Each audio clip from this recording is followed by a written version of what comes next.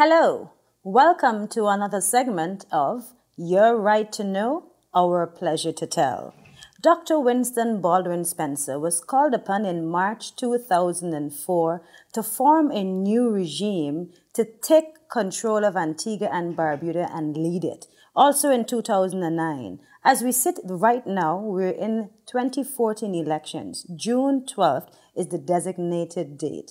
On Your Right to Know, Our Pleasure to Tell, sitting with me today is the Honorable Dr. Winston Baldwin Spencer. Good afternoon, Honorable. Thank you for joining us today. It's a real pleasure. I'm Welcome. delighted to do this. Thank you so much. Your Right to Know, Our Pleasure to Tell. You know, Antigua and Barbuda and the World Wide Web is locked in right now, tuned into our conversation. You have run for 2 consecutive terms. This is your 3rd term as the leader of the United Progressive Party government. You also represented the House of Representatives for 15 years.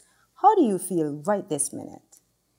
Well, let me put it this way. I believe that this will be a defining moment in my own political career because I regard these elections to be so critical for the future of Antigua and Barbuda and its inhabitants that I am paying very particular attention, and I'm giving it really my all because it's so important for the future of this country.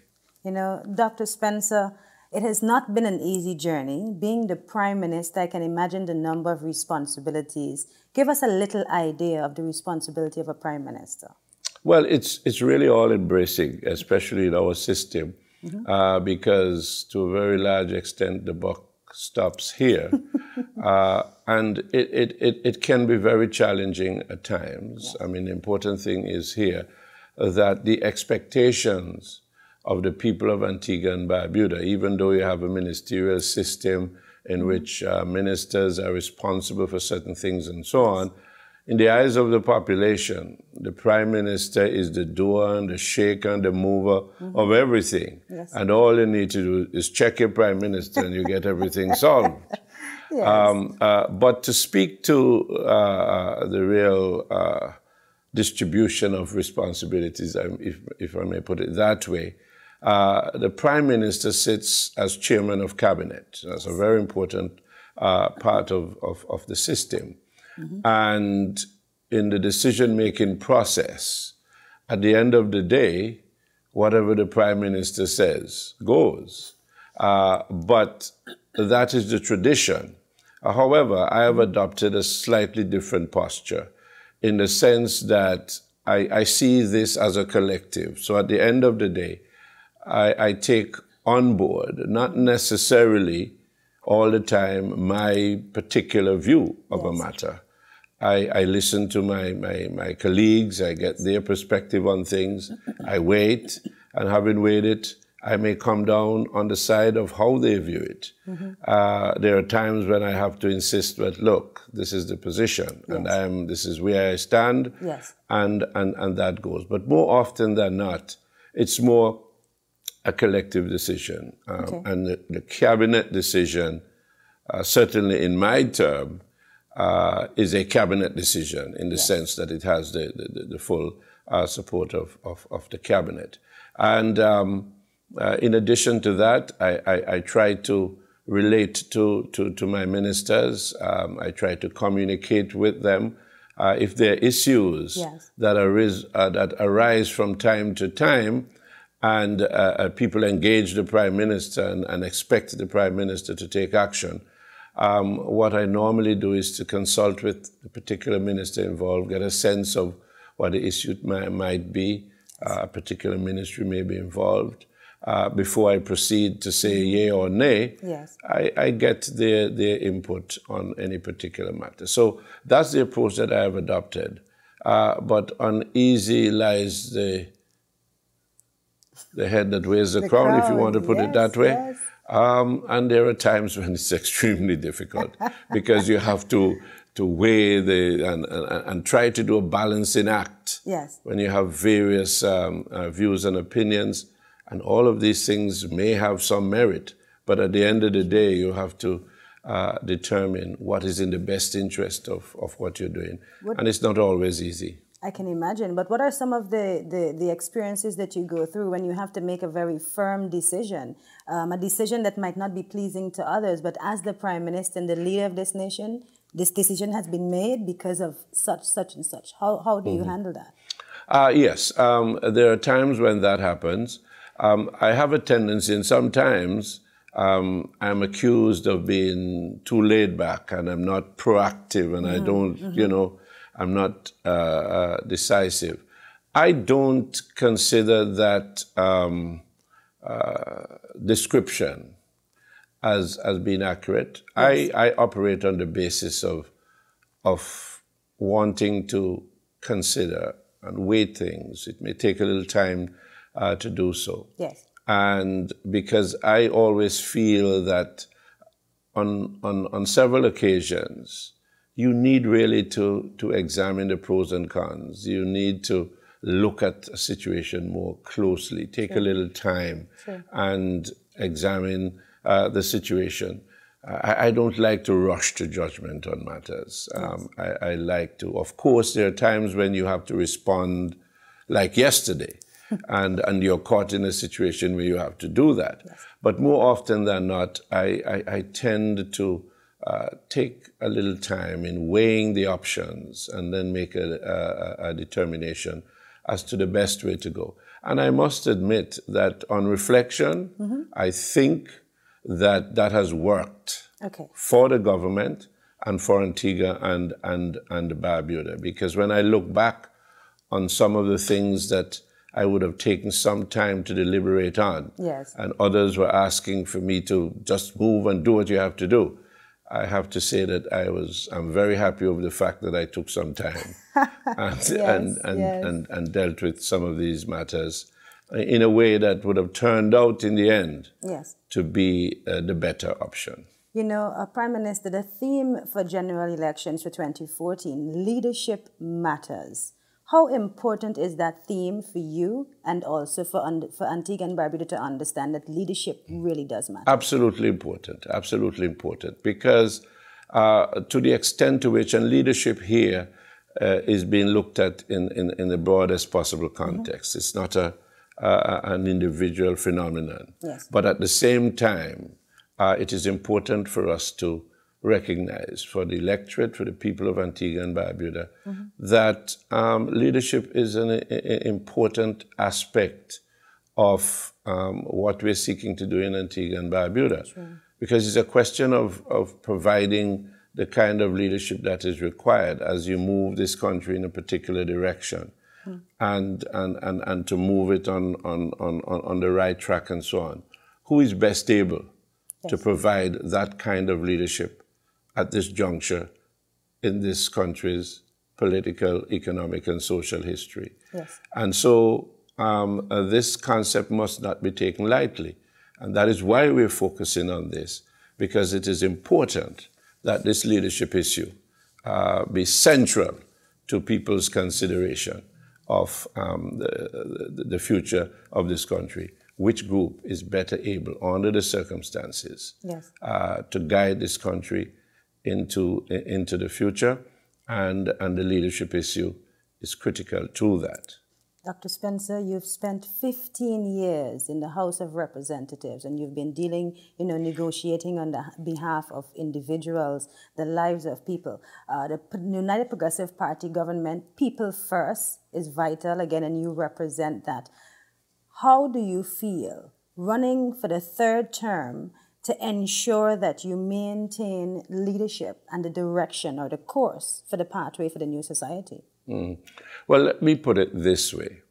I have been involved in the political process in this country for over 25 years, directly. Indirectly, I would say more like 35 years. So I have a sense of what is really operating, the mindset of the people, the psyche of the people, what sort of make them kick, if you like, because of my direct involvement. And the history of my involvement suggests that clearly my roots are among the people, the ordinary people. I mean, at age 10, actually, I made my first political speech at age 10. At age 10? Yes, and you know, it went right through. Yes. My adolescent and adult life. I've always been a community activist. I've always been involved in people-oriented things, especially among the ordinary folk, because obviously I was brought up in circumstances that could be considered ordinary. And so it is that what gives me the inspiration and the burning desire to be able to make a difference in people's lives. Yes. And so that is my motivation. And over the past 15 years, and more particularly over the past 10 years, yes, in which I've been able to sort of lead the charge, it's always uppermost in my mind, yes, that the people first philosophy is deep within me. Yes. And you would have sensed that a lot of the things that we have sought to do would have impacted the lives of ordinary people. Yes. The most vulnerable in society. Our social agenda speaks volumes as far as that is concerned. And this is not a political ploy in that sense. Mm-hmm. It is deep-rooted, yes, in certainly my philosophy, my thinking, and it is borne out by the approaches that we have adopted on those issues. So I would want to say that I've sought to be true, yes, to what I consider to be important, mm-hmm, especially for the wide cross-section of persons in society. Mm-hmm. I cannot say that we have been able to deliver everything that everybody wishes to, yes, be delivered, yes, but certainly the United Progressive Party's record of delivery, mm-hmm, to the people of Antigua and Barbuda against the backdrop, yes, of very serious challenges, economically and otherwise, that people can see where our heart is. Yes. And our heart is with them. And we have sought to do as best as we can, mm-hmm, to make a difference in the quality of life of the people of Antigua and Barbuda. You know, Mr. Prime Minister, earlier you mentioned that at age 10 you made your first speech, your first political speech. What prompted you to get into that lofty office of Prime Minister? What was that burning desire? Well, certainly, let me put it this way, because that question is often posed to me, and, mm-hmm, and quite frankly, and I'm not too sure I can answer it accurately, because it was never a sort of ambition of mine. Okay. To be quite frank with you, I never felt, okay, that I would have reached a stage in my life, yes, where I would have been the Prime Minister of Antigua and Barbuda. Okay. At the same time, I recognized that I always had a passion to want to be able to do something, mm-hmm, for my people, to be involved, mm-hmm, in the decision-making process, to be able to influence matters that would benefit the people. That much was clear. Yes. But not in my wildest dreams, I have to tell you, that I felt that I was, okay, really moving towards that, yes, position. Okay. And let me say this, I have to, I often do it, and it is done with a great deal of sincerity, mm-hmm, and honesty, in the sense that I would want to credit the late V.C. Bird, mm-hmm, Sr., yes, for shepherding me, if you like, into this position. Yes. I mean, I had to break with him in the 1960s, okay, on fundamental issues, mm-hmm, but I have to say that he did a great deal in, mm-hmm, sort of shaping, mm-hmm, my thinking and wanting to be involved with the people and to do things on behalf of the people. And my first political speech at age 10 was in support of his candidacy in St. John's Rural West. I will never forget it. At the West Bus Station, they used to have regular political rallies at the West Bus Station. And here at age 10, I was involved with the juvenile movement in the Antigua Trades and Labor Union. And those days, they used to have these drinks cases, boxes made of it. And they had to find 3 of them to put me on and then get me up to the mic. And I made my first 3-minute political speech in public, endorsed V.C. Byrd as the candidate in St. John's Rural West. And to see some years after, you know, I represent the very constituency that he represented for years, and also the fact that I occupy a position that he occupied. Look at that. And I can tell you that in conversations with him, he did predict that that was going to happen. I have to say that he did say to me on more than one occasion that he saw me as a future leader of this country. So he saw the passion and the desire in you, and again, that is another achievement. That's right, but I mean, it's not that it's something that I sort of bargained for and set myself up to say, well, look, come what may. This is going to be. It happened naturally, and out of that, you know, it was more a call from the people than a burning personal desire. Let me put it that way. Okay. Mr. Prime Minister, that's an achievement. And let's talk about some more achievements during your stewardship from 2004 to present. Yes, well, I would want to see it in the context of what the United Progressive Party administration would have been able to accomplish. And to the extent that I was involved at the highest level, then this is how I would wish to view it. I mean, I think our social agenda has been unmatched. I mean, comparatively speaking, not only in Antigua and Barbuda, but when you look at the situation in the OECS and even in the wider Caribbean, we have done a lot in that regard. The whole, because it's steeped in our philosophy of people first. The other aspect of the matter that I would like to address, because I regard it as fundamental, our agenda on the whole issue of educational opportunities, exposing our young people to the best form of education, any way that can be had.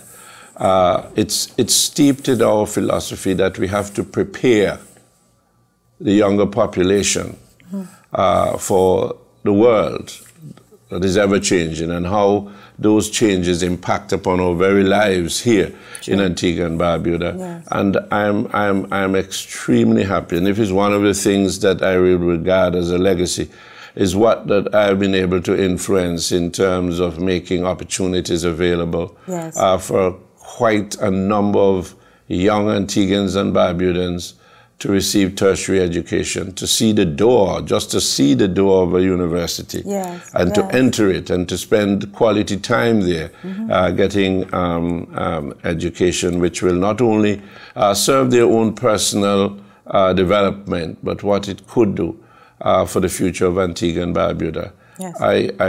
I don't mind getting the accolade that this is an education government. Because I think that is critical for the future of our country, and we have to think of the future of Antigua and Barbuda. The other point I would wish to make on this, and sometimes most people don't quite grasp the significance of this. When we took office in 2004, Antigua and Barbuda as a nation was considered a rogue nation, to put it mildly. Nobody wanted to deal with Antigua and Barbuda. We were described as a rogue and bandit state. No respect. The image of this nation was so severely tarnished by what went on that we had a very difficult job. But I am proud to say that over the past 10 years, we have been able to change that perception of Antigua and Barbuda. Antigua and Barbuda is now a respected nation among the community of nations. And I believe that it has to do with the kind of leadership that the United Progressive Party has demonstrated over these past 10 years. You know, we have been a significant player in the regional and international arena. And a lot of times people look at the accolades that I may have received at the regional and international level. Yes. It has very little to do with B.Spencer, the individual. It has a lot to do with what we've been able to do for Antigua and Barbuda over these past 10 years. Yes. I happen to be the Prime Minister. I have to be involved in engaging the region and the international community. But whatever accolades I would have received, whatever awards and so on, I received them not for B.Spencer, but for Antigua and Barbuda, because the people gave me an opportunity to be able to function at a particular level and to be able to return the respect and image of this nation. And to that extent, I just want to say thanks to the people of Antigua and Barbuda for working with us over these past 10 years to restore the image of this country. We did a good job with respect to that. Mr. Prime Minister, you were talking about achievements, and I was hoping you would have jumped on the National Library, because for 40 years, Antigua and Barbuda did not have a public library. And in your stewardship, a public library is available to Antiguans and Barbudans. Absolutely. You know, it's one of those things. And one of the reasons why I sometimes do not dwell on some of these things, because, you know, I want to share some of the guilt or blame for that, although it didn't have anything to do with us because we were not in office. But I mean, it's just incredible to know that it took us somewhat 40 years to reestablish a public library. And we know the history of what would have transpired as far as that is concerned. Yes. And that is why I don't dwell on it too much. Although it's a fact that we have been able to accomplish the task, I still feel, as an Antiguan and Barbudan, that, you know, we should feel a bit guilty ourselves for that situation, although we weren't responsible, but from the position of what would have happened. So that's one of the things. And yes, I'm very pleased to know that at least we have been able to restore a public library in Antigua and Barbuda, which is vital, obviously, for the forward education and enlightenment of the people of Antigua and Barbuda. Mr. Prime Minister, leadership does matter. Beyond anything else, leadership matters. You're known as a very humble leader, and you're known for giving those who are, I don't want to use the word beneath you, but those who follow your leadership, opportunities, open doorways. How do you feel about that? And does it limit or does it take away from your sternness when you're being a leader? It shouldn't, but there are times, as I said before, where one has to weigh the options a bit carefully. And it has a lot to do, my focus on these things and trying to be humble and try to be engaging and interact with my colleagues and the people in a particular way has to do with my own experience and development as a child. Yes. Growing up in the Grays Green community, it was an experience in itself. And so I am aware, I can understand, I can appreciate certain things because I've been there. Yes. I've gone through these things as a young man. I grew up in a single-parent home. And in those days, I must admit, the community really and truly did rear the child. And so I give a lot of credit, apart from what the late V.C. Bird would have done in sort of shaping my own thoughts. I give a lot of credit to the members of the Grace Green community, immediate surroundings. They had a tremendous influence on me as a child growing up. Okay. And I often refer to that because it was a powerful influence. I can recall in those days, and I think a lot of that has gone out of our psyche. I mean, we have developed, we have grown, we have seen prosperity, but I think to some extent, some of those community things that connected us and keep us strong as a community. And even though we had serious problems as a community, those issues sort of united the people in the community, and we sort of looked out for one another, so that we had situations where even though your parents were not on speaking terms, the usual thing that you have, the child could not get involved in that. You could not take those kinds of things because you would be chided by your own parents for disrespecting your neighbor or other parents, simply because you know that your parents are not on speaking terms with the other family members. and I saw that kind of thing has kind of gone out of our relationship at the community level. So it's against that backdrop, really, that is what drives a lot of my thinking and my perspective on things and on life and so on. I always recall my days growing up in Green Bay, the influence of my neighbors, the influence of my teachers, a single parent who would have fathered me, and she did a marvelous job in doing that. And the community also helped in providing that kind of support and sustenance. Honorable Spencer, so many individuals have, filled in your life, spent time empowering you to get you to the state of Prime Minister of Antigua and Barbuda. What has been your most joyful experience as Prime Minister? That's a difficult one, really. But just being there, to be able to try to make a difference in the quality of life of the people generally. Yes. That's the joy. I mean, it comes with a great deal of challenge, but it's a very joyful experience. And because I always feel that I am there not to bring personal satisfaction to myself, but to be able to do things that positively impact the lives of the individuals, the families, the communities, and the nation of Antigua and Barbuda. And that is really my motivation. And I may not always get it right.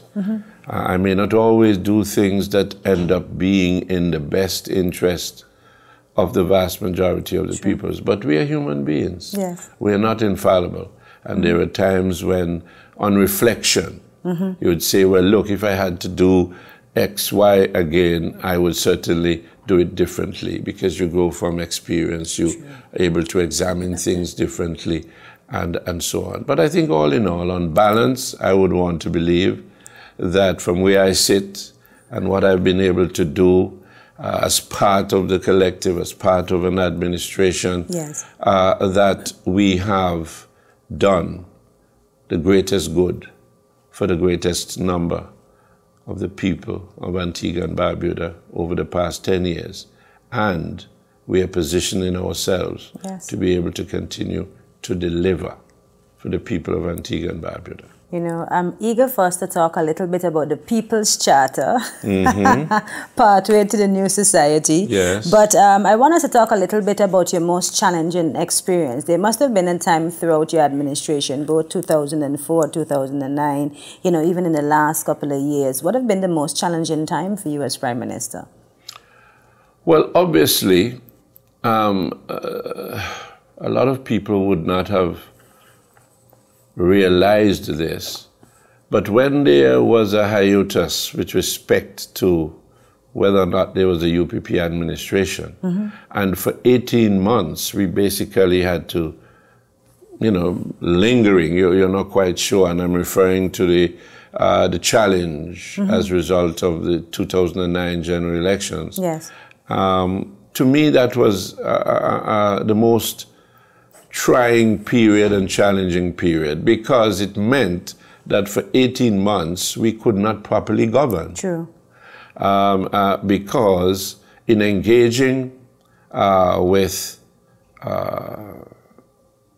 investors, for instance, in trying to deal with matters, there was always this question mark. You're not quite sure what the outcome is going to be, and therefore it was difficult for you to make concrete decisions that were going to last. And more often than not, we were basically told so by people, even international agencies, even other governments that we had to deal with during that period.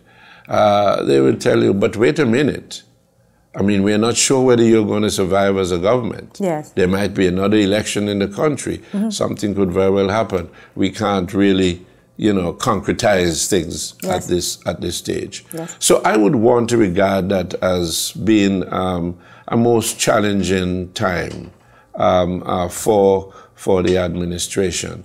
And then, of course, around the same time too, we had to contend with a world economic situation where the international economy was clearly on the decline, and it affected Antigua and Barbuda severely. So a combination of that and what was happening, I would regard that as the most challenging period for me.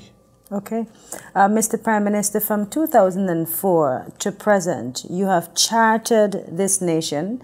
You took the reins of administration in 2004. There was a lot of work cleaning up, getting a new image for Antigua and Barbuda.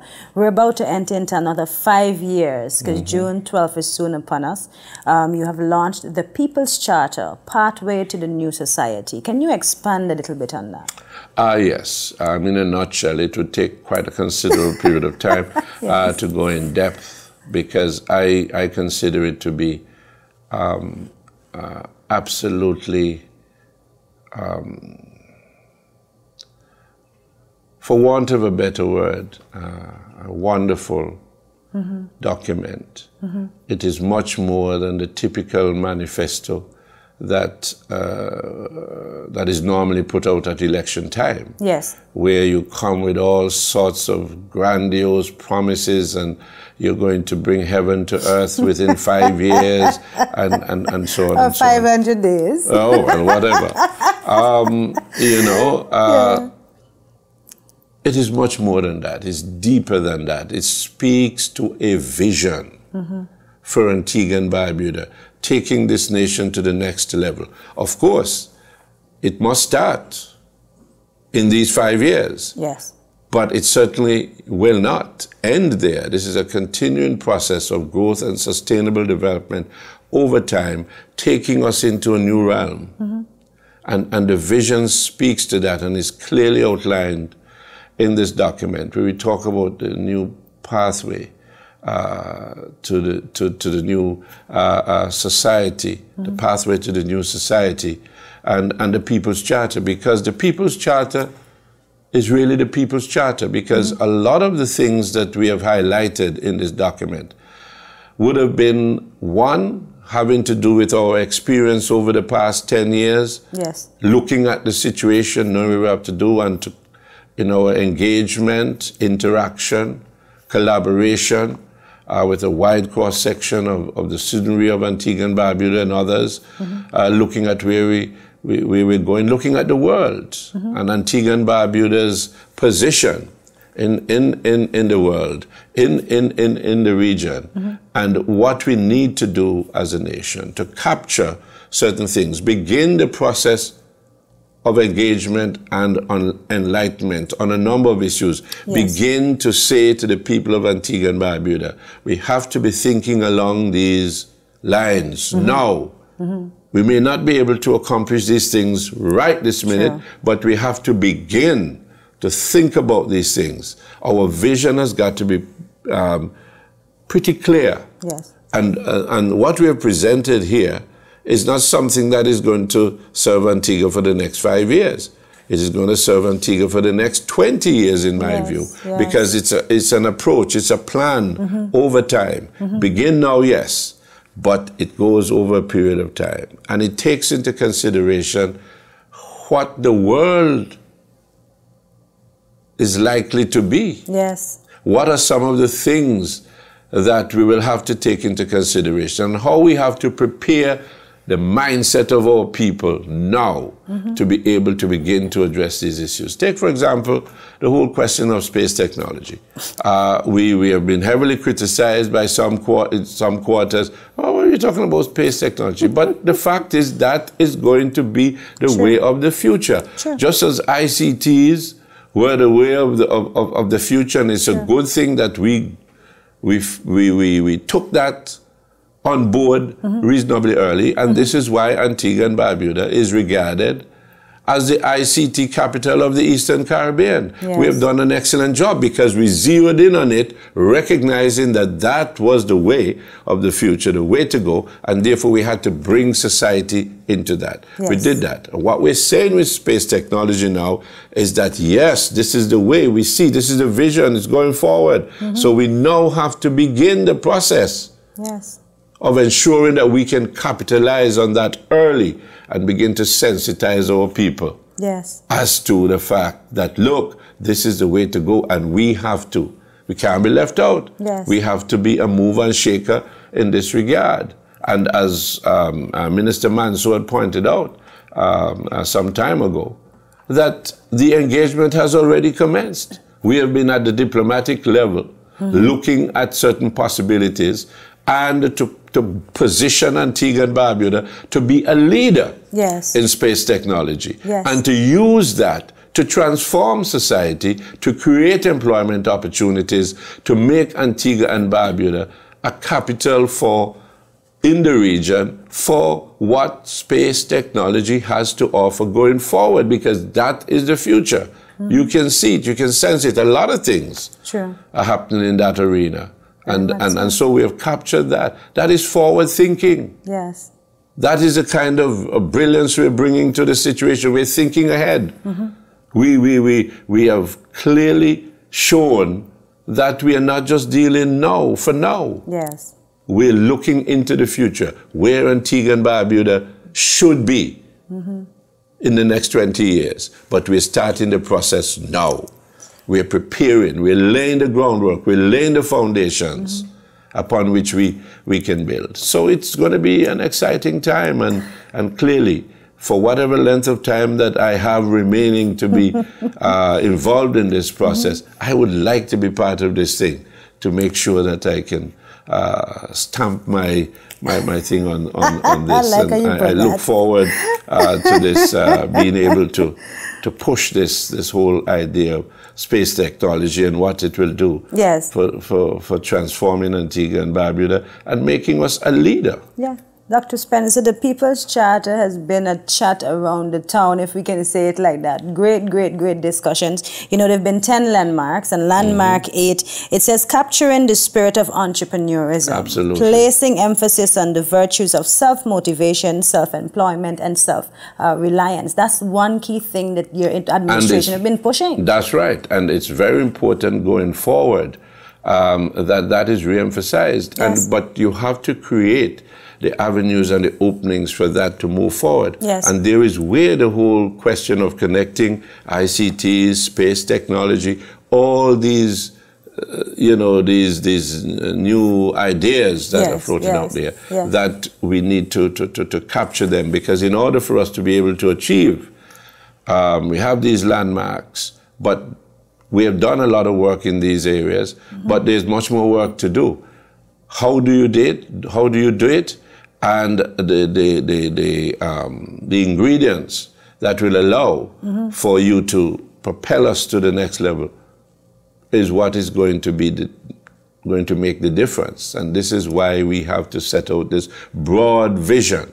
And we captured everything. Every facet of human existence has been outlined in that document so that people can see clearly where we want to take Antigua and Barbuda into the foreseeable future, starting now and working towards this over time.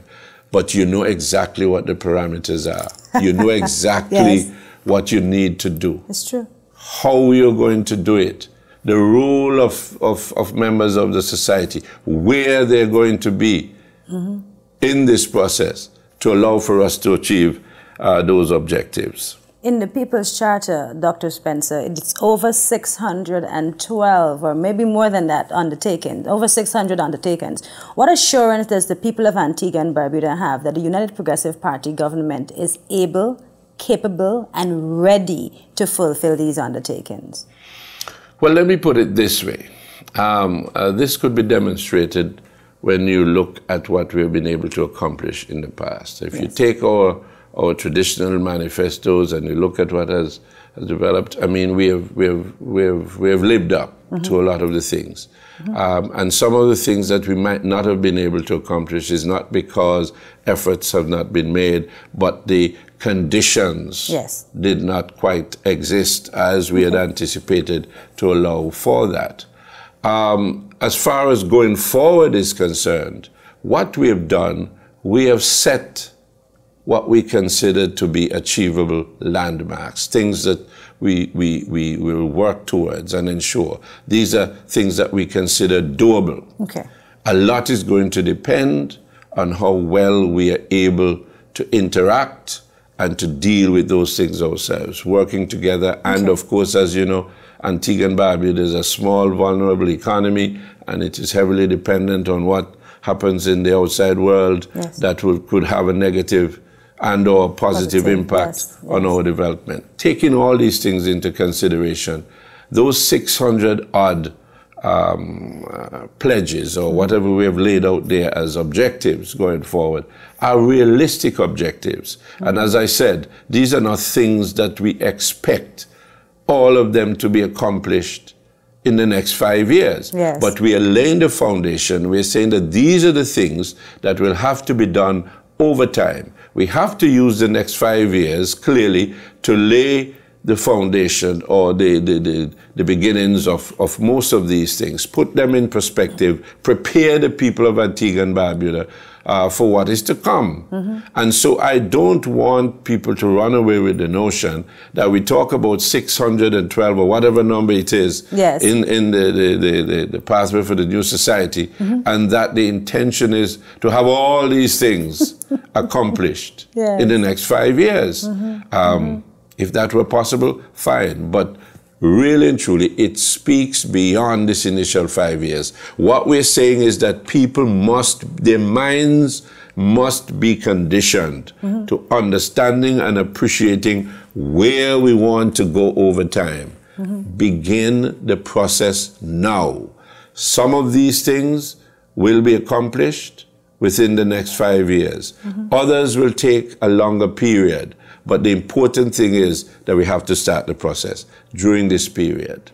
And that is the difference between what we've presented now and what used to be presented in the past. Dr. Spencer, pathway to the new society. Somebody listening right now or viewing our conversation, and they want to know, what is the pathway to the new society going to look and feel like? What would your answer be? Well, just as it says, we are building a new society, taking into consideration what we feel would be important for the people of Antigua and Barbuda. And this is not just our image and our feelings and our views. As I said, it is based on the experience that we would have had in this country over the past 10 years. We would have looked at a number of things, examining where the world is going and how we're going to carve out our niche in this world as a small society, just 172 square miles when you include Barbuda. This is just a little speck of dust on the earth, really. So how are we going to be able to carve out our niche in this harsh world? Because the world is harsh. And for more intents and purposes, the world can be said to be unkind to small, vulnerable states like Antigua and Barbuda. So that is why we have to be visionary. That is why we have to think outside the box and look at the situation in the broadest possible terms and to begin the planning. This pathway we talk about to the new society takes that into full consideration. Why do you think we have launched this aggressive thing about education and training and exposing our people to the highest form of quality education? That's the way to go. You have to prepare your people. You have to make them marketable. The world is shrinking in a way, and therefore, by virtue of that, we have to prepare our people for this global village, if you like, so that they'll be able to make their mark anywhere in this global village. And that is the objective. And that is why we have set these benchmarks, these things there, so that our people can be an integral part of the transformative process or the transformational process that is taking place worldwide. We have to be relevant. Dr. Spencer, you've spent numerous times chairing both regional and international organizations. What positive impact has these had on Antigua and Barbuda?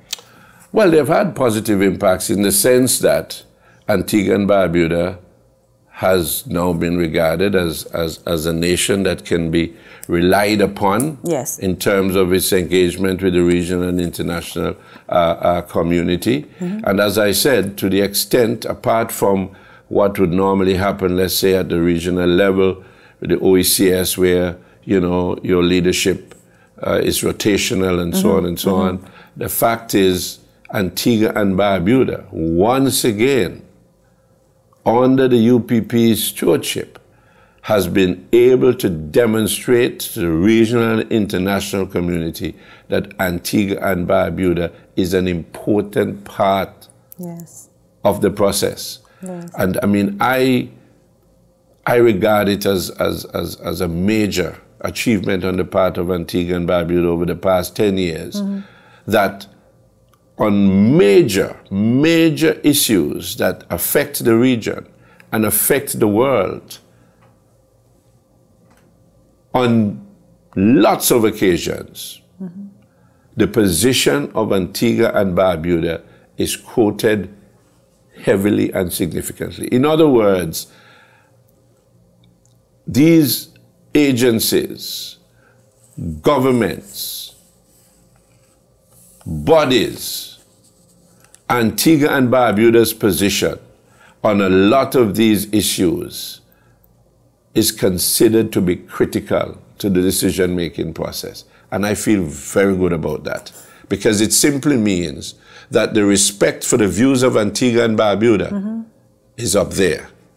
And I can speak to that because of the fact that I've had to engage at that level, either in my official capacity as head of the Group of 77 in China, being, you know, placed in certain other positions of influence where I have to provide guidance and so on. I know that as a result of that, Antigua and Barbuda's position on critical international issues is regarded as important. Where Antigua and Barbuda stands could be the decisive position in terms of what happens. Yes. And that is a tremendous credit, not for me, but for the people of Antigua and Barbuda, and for the United Progressive Party as a government, because we have been able to restore that level of respectability that people worldwide, large countries, small countries, I mean, if you know, you know, the kind of lobbying and the kind of thing that takes place, everybody wants to know where Antigua and Barbuda stands, and everybody wants to get Antigua and Barbuda's position, or to get us to be supportive of whatever, you know, the position is, and so on. And this is out of respect, because they've seen how the United Progressive Party administration would have engaged, and what we have been able to do to clean up the mess that existed prior to 2004, and how we have lived up to our obligations and our responsibilities regionally and internationally. And I think that that has been, in my view, one of the finest contributions that the United Progressive Party administration could have made to this country, because most people may not accept it, but the fact is, image is important. How you're viewed by the region, how you're viewed by the international community as a nation and as a government. And I can tell you this, and this is not cheap politics, it's a fact. Yes. The regional and international community would be in grief if the United Progressive Party does not continue in office after the 12th of June. I can say this and say it without any fear of contradiction, because that is the truth. Yes. Nobody in the region and beyond would wish to see that Antigua and Barbuda goes off course at this time, because they know what that would mean. One, for the sub-region, the OECS would be impacted severely by that.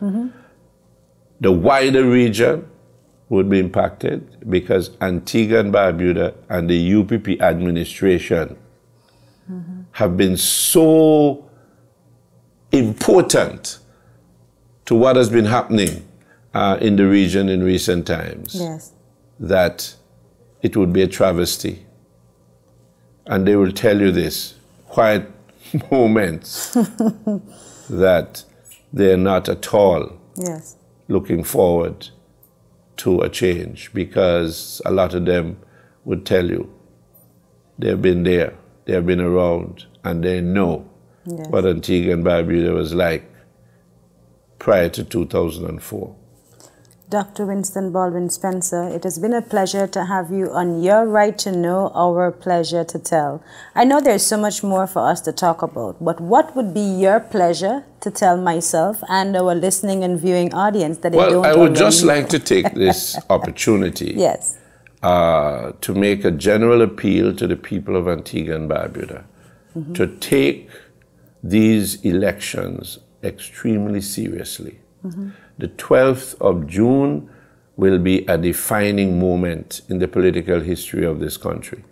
Apart from the fact that should the United Progressive Party emerge, and which I hope that we will, and everything points to that as far as I'm concerned, but I'm not going to count my chickens before they're hatched, as it would be said.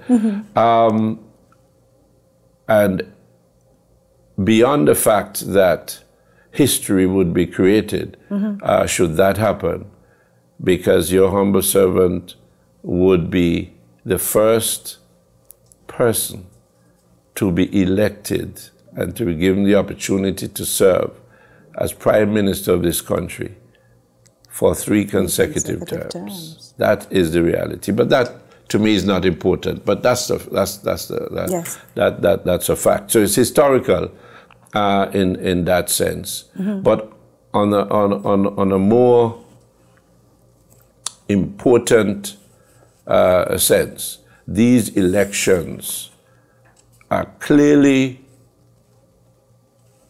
one that the people of Antigua and Barbuda would have to determine the choice. Yes. It's a choice that is given.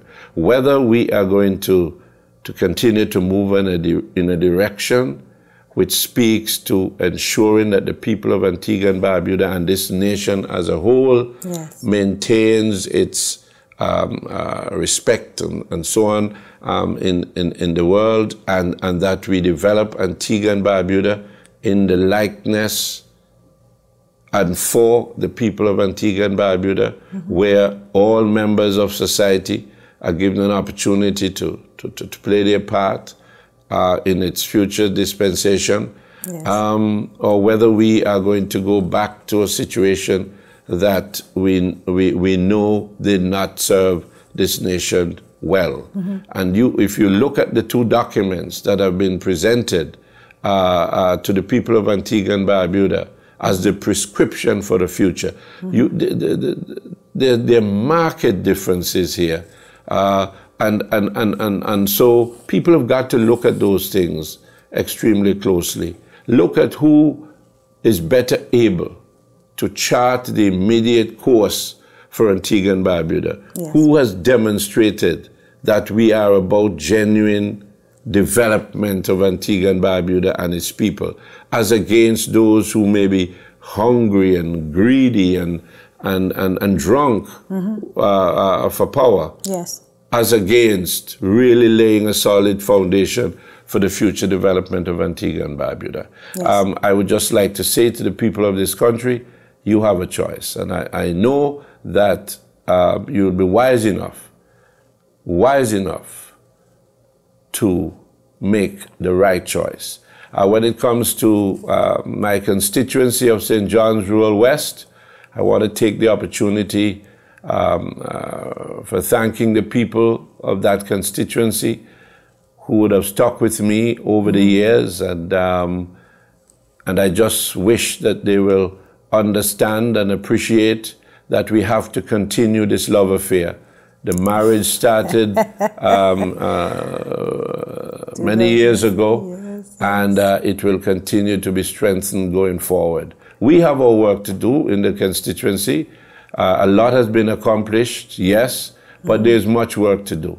And the question is whether you are going to decide on someone who has been with you, live among you, understand your pain, understand your grief from time to time, can empathize with you, live among you, understand you, as against someone who would come with false promises and really has little or no engagement with the community, and would now wish to make the point that they have the solutions to all the problems that exist. I believe that the people of St. John's Rural West would know certainly fact from fiction, would be able to determine what is in their best interest, and that the love affair will continue. But as I said, we should not take anything for granted. We have to make sure that we do what we have to do to ensure that at the end of the day, the 12th of June will go down as a defining moment in the political history of St. John's Rural West, the United Progressive Party, and your humble servant. Dr. Winston Baldwin Spencer, every time you do a speech, a message, every conversation, there's some spiritual component, even in the People's Charter. Go tell it on the mountains. What message do you want us to tell? What specifically would you want us to tell? And that spiritual component, how important is it to you? Absolutely important. I do believe most sincerely that a lot of what we have been able to do as a government And even before that, when we were in opposition, was greatly inspired by spiritual intervention. Yes. I believe that the Almighty God had willed that the United Progressive Party should become the government in 2004. I believe also that that was present in 2009. And for me, I'm always conscious of that, and I never lose sight of that situation. And this is why I can freely and easily say to my colleagues in my actions, in my interactions with people, and so on, the spiritual aspect of our being is critical to our success. I cannot tell you that I am a born-again Christian in that sense, but I am a believer. And that is very important. And I believe that guidance from Almighty is critical. And I need tell you that I do engage, and I do ask from time to time to get guidance. And this is why sometimes some people accuse me of not acting swiftly and decisively enough. Is because I take some time to engage with my Maker and seek His counsel as to what my perspective on a particular matter ought to be. And I think that so far the Lord has been with us, and I believe that He will continue to be with us as we go through this process. Thank you. Honorable Dr. Winston Baldwin Spencer, it was a pleasure to have a conversation with you on Your Right to Know, Our Pleasure to Tell. You know, taking control of this country from 2004 until present, individuals who have experienced your leadership are truly honored. Even me, myself, as a resident here, well, a citizen of Antigua, I want to thank you for the policies. I want to thank you for leading this nation and putting education first, because education is the driving force out of poverty. Absolutely. You know, that is so vital. And we want to bless you and send you off and know beyond a shadow of a doubt that God is with you and He will continue to lead you in this nation. Thank you very much. It was an absolute delight. And I have to tell you, I enjoyed this one. You did? Yes. Thank you so much, and we bless you and send you off. Okay. Thank you very much. Okay. Good. For those at home listening and viewing, we want to thank you for tuning in to Your Right to Know, Our Pleasure to Tell. Today, indeed, it was a pleasure to speak with the man of the nation, Honorable Dr. Winston Baldwin Spencer. He took office from 2004. General elections 2014 is upon us, June 12th. So remember, it is your right to vote. Use that right wisely on June 12th. Thank you. This is Your Right to Know, Our Pleasure to Tell. I am Malika Moffat. Good? That's it. Got it? Woo! Okay. It was